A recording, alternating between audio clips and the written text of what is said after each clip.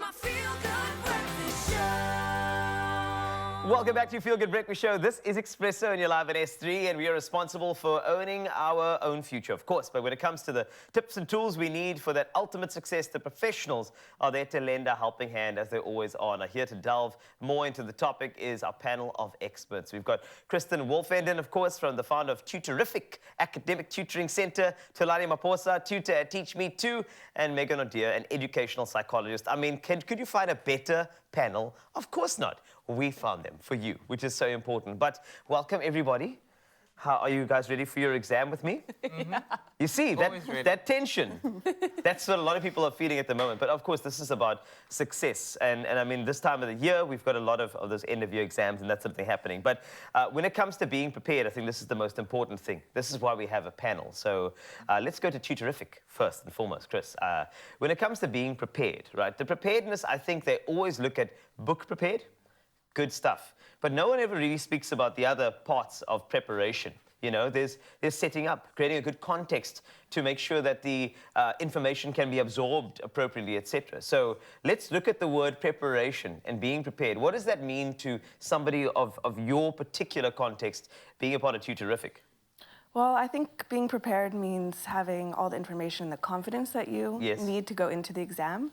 If you don't have the sufficient knowledge behind, your work, then you don't have the same confidence, and then it can cause students to go into the exam and feel anxious and then blank during the exams, and it just really can make the exam process very difficult. And let's talk about, note-taking and having good summaries and good revision opportunities as well. I think people want to take everything in a big chunk. Would you recommend that, or do you need to break it down? Yeah, definitely. I think, so the note-taking technique I always teach is to rephrase your notes as questions. Okay. And so that way, when you're studying, you're not just rereading over the work. You're just, where it's very easy to, just blur out and kind of reread the words, but not actually process the information. So if you rephrase the work as questions and then quiz yourself on those questions, then it helps you to actively learn the work and therefore also be able to put it out on an exam. And I think it's great to teach yourself the work, because you tend to remember that better. Talking about teaching, Teach Me Too, Tolani, do you have the same type of angle on revision and also preparedness with regard to exam time? I mean, for you, what do you think is key at this particular moment in terms of summarizing the work and getting all the material in? So for me, I believe that preparedness has to be also psychological and mental. Yes. So you need to be calm. You need to, I believe in meditating. Yes. So meditate. Oh, lovely. Yes, meditate. Be comfortable with yourself. Be confident with yourself. Because what usually happens is that you're not necessarily not knowing the information. You know the information you've studied. Yes. But what you just need to have is confidence in yourself that you can actually do what you need to do. So on the day of the examination or of the test, I've studied very well.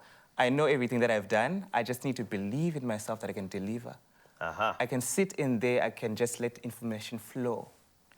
So that preparedness from the mental point of view, as well as physical, I believe that jogging, just like walking or exercising, just helps you before you study. Just be active. Just open up your mind to just accept information, be focused. Because when you move your body, when you exercise, you find that when you sit down to study, information flows a little bit better when you study it, as opposed to I just wake up and I just study. You fall asleep. So physical preparedness, exercise, walk around, jog if you can, and also mental. Believe in yourself, have confidence that you can. Affirmation, that's the question, right? But naturally, we have an educational psychologist, Megan, and I think there's been a lot of studies on the fact that, increased cortisol is not going to do much for anybody who actually needs to not only fight or flight, but also to focus. That increased, blood pressure, etc., it happens. So when you do feel stress coming along, from an educational psychologist perspective, are there any things that, number one, what do you note in yourself, when you are knowing that the stress is getting a bit too much? And then when do you plug in an intervention, and what would that intervention be for you? What would you recommend to any student now? So I would say that, when our body is in a state of stress, and it's really difficult for our minds to access and recall information.